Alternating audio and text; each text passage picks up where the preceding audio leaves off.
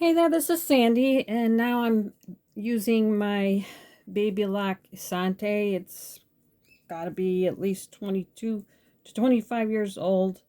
My other Babylock Solaris is in for a tune-up, and so I am breaking out the older machines just to keep them running and to keep my brain active on how to use them. And I made a video or two earlier this weekend with the Janome Memory Craft 10,001, another older machine. And now I'm just working on I was doing some samples to see if I like the embroidery on the machine, and I think it's doing a really good job. I have that one, and I have this one. They're both really cute. This one I used variegated thread on. The design doesn't stitch as well as my Solaris, but it still does a really good job. I think that's just the design, because like this one looks pretty good. And so I'm putting it on a towel now that I stitched out those samples. And I'm on the second, I think there's two more colors. So I thought this would be a good time to start a video on this Babylock Esante. It's not, I think there's a new Esante out there, but this is the older one, the one that I bought, 25 years ago. And this design is actually in the machine. And so this is actually, I haven't done a stitch out on a towel in a long time. And so I thought it would be fun to do that. And I think it's turning out pretty well. I've got it, I hooped some water-soluble stabilizer, this fabric looking kind. And then I used 505 temporary adhesive spray on the top of that, and then I stuck the towel down, and then I pinned the translucent water-soluble stabilizer to the top and started sewing after I got my design picked out in the Babylock Esante. Started sewing, and I like both machines that I've been using this weekend, but I'm thinking that this one, it has the needle plus minus, which is really helpful if you have to back up, if your thread breaks, you need to restart. The other one, it's definitely possible, but I can tell that the screens are a little bit older, so I'm thinking that the Janome is probably a little older than this Babylock Esante. But I guess I could look it up, but I don't want to bother at this moment in time. So I'm stitching this out, and I just thought I would share. It does not look like it will let me, some days I have it on certain settings and it lets me get in there real close and on my phone, the camera. And other days, like today, I think I must have knocked the setting or changed it before I started, and it's not letting me get you guys, zoom you guys in there. But yes, I'm definitely missing my Babylock Solaris. While I'm missing it, it's really important to do a tune-up on these machines, and the place where I bought it, the Sewing Source in Lake Villa, Illinois, they do the tune-ups as well. When I bought it, I got For Love of Sewing on it, so it's like a 4-year maintenance program, which is really important for that kind of machine. This one, I don't have any maintenance program left, nor do I have one on the Janome that I used, 10,001. But I do still get them serviced and cleaned, depending on how often I use them. And I think that I had this one cleaned earlier this year, or late last year, and this is really the first time I brought it out. maybe the second time. So I definitely will continue to use this machine for machine embroidery. I think it does a pretty good job. It's a little bit faster, I think, than the Janome Memory Craft 10001. But then again, I will do more designs on that one to see if maybe it was just the design that I was using. Because the one I was using in the two designs I used in the video were, I think, digitized to go super slow. But I think both of these machines, the top speed is 800 stitches per minute, which isn't bad. Because my Solaris, I think, the top speed is 1050. And when I was trying out that Brother Stitch machine, it was 400. And a lot of these machines that are more advanced have a higher stitch per minute, but they're not always used in the embroidery program design that you're using. Sometimes I've never digitized a design myself. I don't know if I will ever get into that, but I can tell that the machine speed changes depending on the type of stitch it's doing. And it's definitely not always at the 1050. You can hear it, the motor rev up when it's trying to get up to the higher speed, but to me, it's not always up there. And then I found sometimes on my Babylock Solaris that I will sometimes reduce the speed when I know I'm going to be stitching through multiple layers, or if I'm having trouble getting something stitched out. That's one of the things I'll try. So we've got this yellow design, and then we have the outline, and then this will be done. And all I'll have to do is tear away the stabilizer on the top, cut away as much as I can on the bottom, and then probably spray it the back to get rid of the rest of the stabilizer. Some people put tearaway in the back, but I did find another person on YouTube that used the water-soluble stabilizer on the back, and I like that idea, so I'm giving that a try.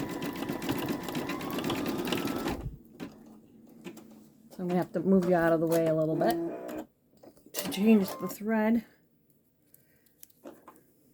This is always the fun part to me. That's why I like to at least film this part, share it with you guys. Okay. When I change the thread, I clip it from the spool up here, and I load it into the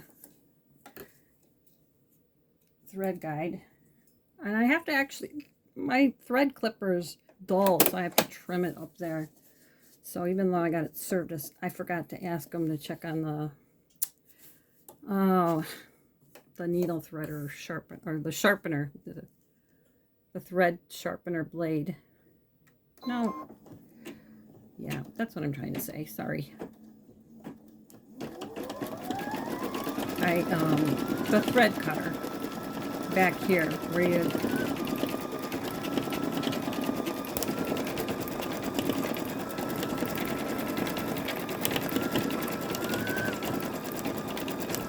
when you're drawing the thread up to cut it off, that thing is really dull.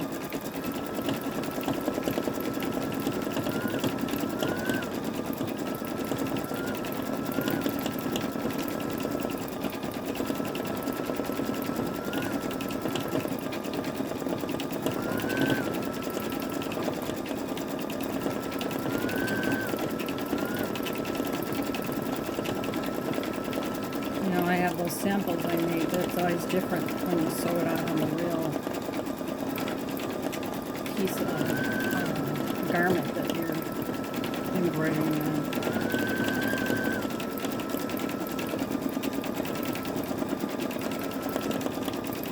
It always looks a little bit different. And this one actually is cool because of the density of the terry cloth onto the embroidery thread. It's the outline of stitching is kind of making that look 3D. That's cool.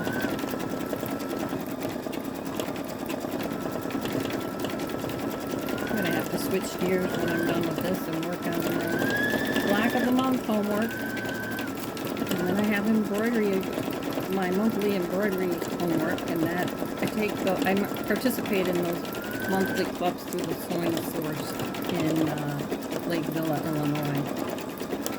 And I've been busy doing other projects this month, and then my machine is in the shop, so I was hoping to get it back before I did the embroidery work, but we'll see. I might have to do it on here, which means I'll have to get my laptop out. We'll see if it works, because I use XP. I have to use XP to load it into this machine,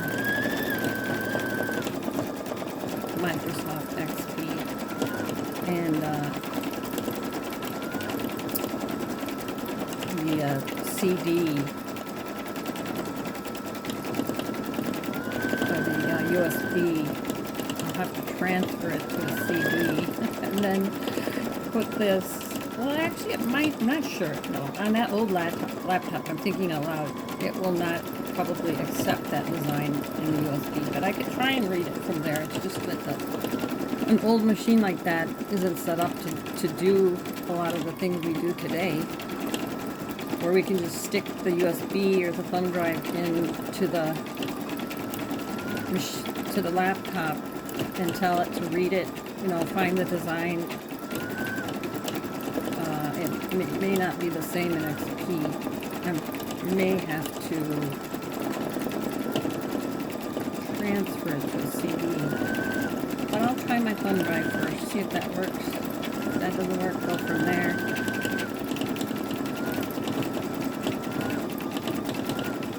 Things are definitely more complicated if I'm trying to use this machine on a newer design that I have to import. I can still do it, but it takes longer.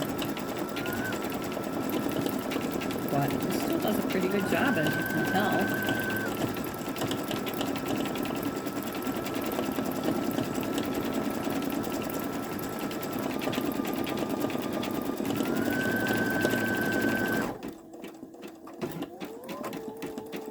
Sticking the little dots. So I'll have some jump threads. So this is one of the differences between this machine and the Janome Memory Craft 10001. While it does leave these long jump stitches that I have to trim, when it's cutting the thread to change colors, when it changes colors, it will actually cut the thread, whereas the Janome doesn't do that. So I think that's another reason why I'm thinking that one's a little bit older. Okay, so here you see the threads cut. I'm going to move you back.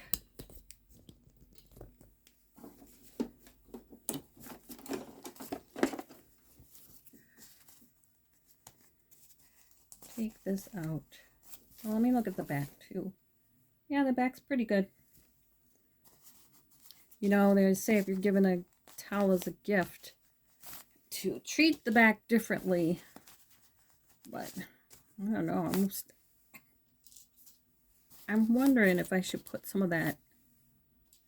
I have a special stabilizer that I use on the back of t-shirts that I embroider where this person has sensitive skin. Nobody really looks at the back of a towel, but I'm wondering if maybe I should iron some of that on just to protect the stitches from the dryer.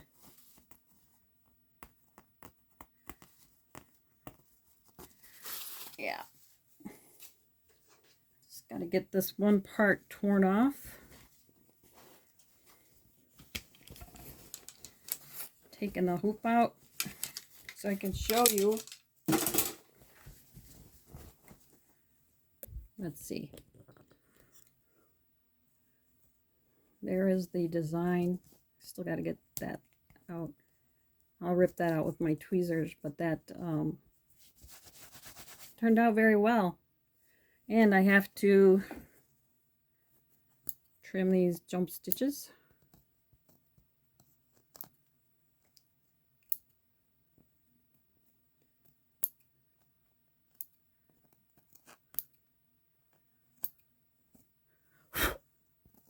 Two more.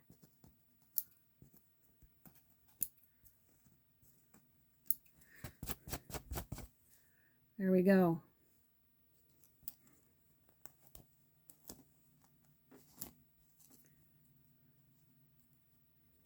I have to do this.